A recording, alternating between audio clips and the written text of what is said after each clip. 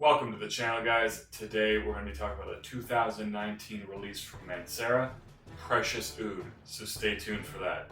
And if you like the content, guys, hit that like and subscribe button. I really do appreciate it.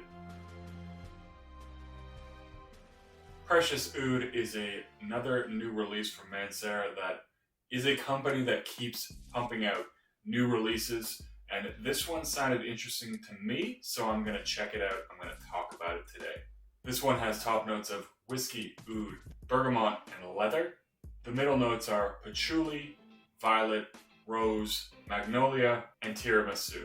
And the base notes are oak moss, amber, cedar, vanilla, and sandalwood. Now this one kind of caught my attention because it does have tiramisu in it, and I do like gourmands. So I did check this one out, and in the opening I do actually get a pretty strong burst of whiskey. In fact, that's the first thing that I noticed with this fragrance is a lot of that whiskey note.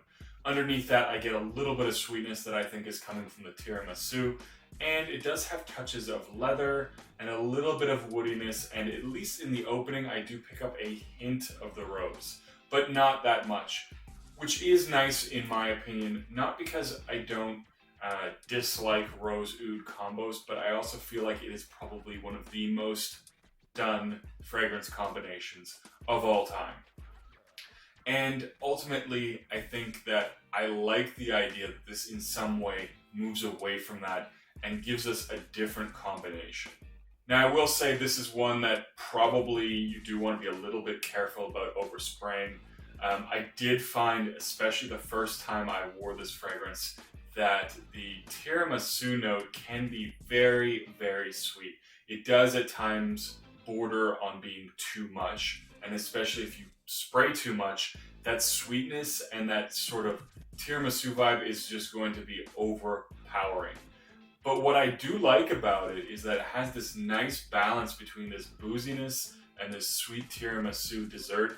And so if you don't overspray this one, it does have a really, really nice quality, especially in the air when it's floating there.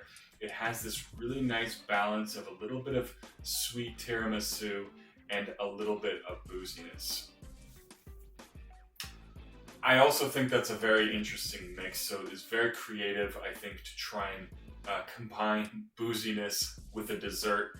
I mean, often you might drink whiskey while eating dessert, perhaps, but it's not really a smell I would have thought of combining. So very well done there, and the balance is very, very nice. During the mid portion of this, I definitely get a lot more of the tiramisu sweetness. The booziness definitely tones down, which tends to happen with boozy fragrances, but it is certainly no exception here. It becomes less boozy and more of a tiramisu vibe. That tiramisu does certainly stick around for a little while, and I think it is definitely one of the defining features of this fragrance. Deeper in the dry down, I definitely do get more woodiness. That woodiness comes out, the oak moss comes out, and it definitely stays on the skin for a while.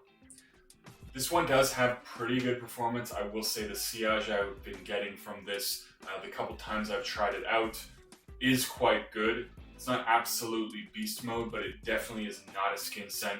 It's one where you can smell it in the air around you, and you can smell it without sniffing directly on your skin. So it is one that leaves a bit of a trail, and I find that the sillage is actually much, much nicer than just smelling it directly on skin. Sometimes that can be much more boozy and leather forward and much more woody, and it doesn't have as much of the sweet qualities, at least when I was smelling it directly on my skin. But in the air, that nice tiramisu certainly mixes and blends very well with this overall fragrance.